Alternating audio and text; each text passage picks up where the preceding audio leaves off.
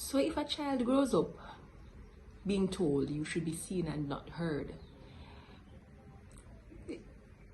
it's just ridiculous to me, because it's as though you have this big blank white page and the child is just this dot on it, just existing, just going with the flow.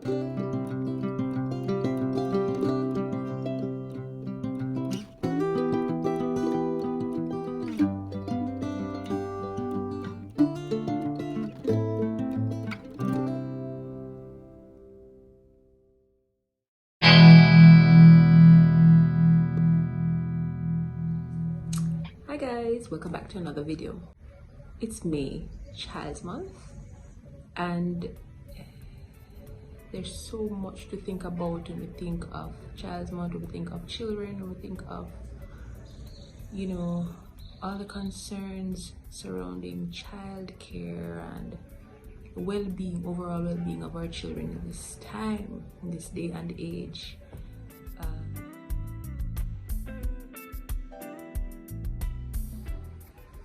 So if a child grows up being told you should be seen and not heard, it's just ridiculous to me, because it's as though you have this big blank white page and the child is just this dot on it, just existing, just going with the flow. I'm not saying the child should be disrespectful, but a child should know and learn and be comfortable with expressing him or herself. And then it keeps taking me back to, how the development takes place with the sort of mindset and how important it is. And we see a lot of videos going around with people teaching their children, affirmations and having them, repeat them every day. And then you're thinking, does it make sense for someone to be teaching their child affirmations even before they can speak properly? Yes, it is important, because it really, really, really just sinks in their brains. It is absorbed, and as they grow older, they understand it even more. But trust me, the brain really works in amazing ways you won't even understand. Remember, they encourage you that when you're actually pregnant, the things you play, the things you say, the things you speak, the things you listen to, all of that impacts the development of the child's brain, the baby's brain. And then when the child is born, it really does impact their overall development, I guarantee.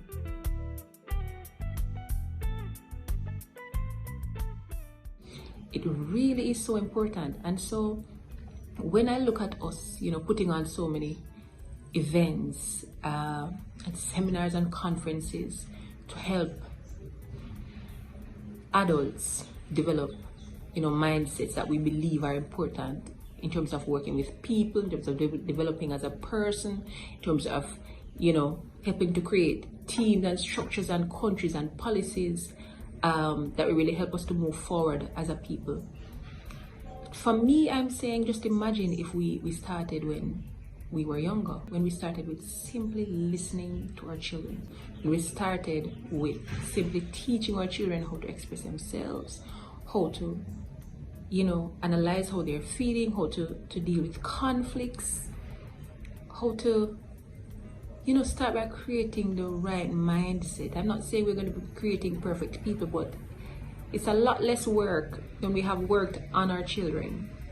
And they're growing up in that sort of system that helps them to, monitor how they think and express themselves, how they relate to others, helping them to groom their mental health, helping them to, to look after their mental health. It is less work for us, having to deal with adults, because those adults would have gotten that good training from when they were children.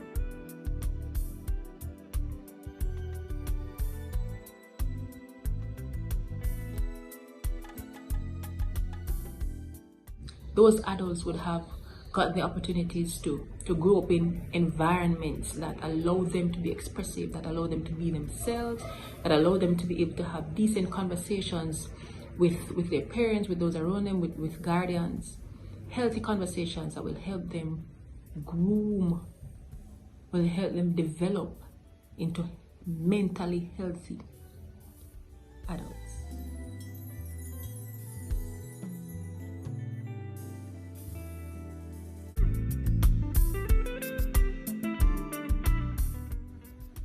Listening to your child tells them, shows them that you respect them, and so they will grow to know how to respect others, to relate to others, how to even listen to others.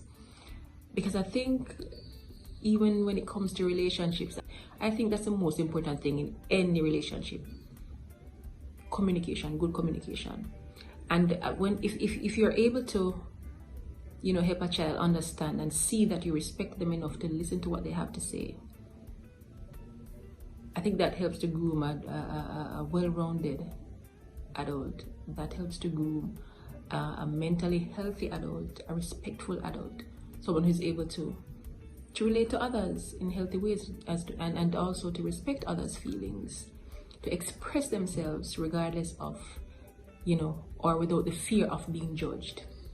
I know that in this day and age, our children are at a greater risk than even back in the day, I dare say. And so there's even a greater cry for us as adults to take the time to listen to our children. They may very well be in danger and be afraid to express it. Though I've only been a parent for about 2 years now, I believe there are a few tips I can share I believe will help us in how we listen to our children or how we can improve on that.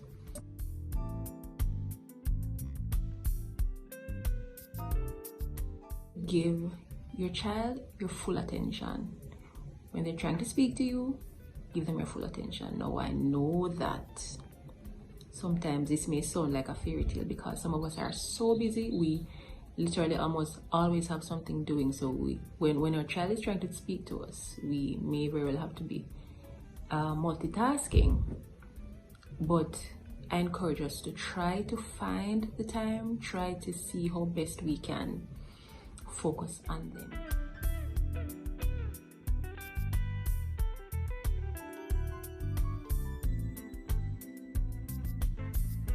Give them our full attention when they're speaking to us. It may seem like something simple to us, maybe it's just a silly story to us, but give your child your full attention. It means the world to them when they can look and say, oh, mommy or daddy or auntie or uncle or whomever it is sitting down and listening to me. It shows that you respect the child, it shows that you love the child, and trust me, they will value that for life.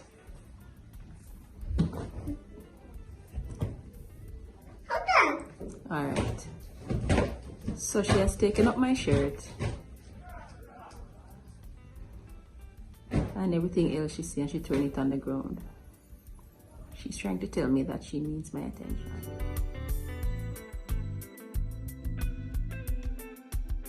All of last week, the code for mommy, I need you, or I need some help, or I need a hug or something was, mommy, I hurt my knee.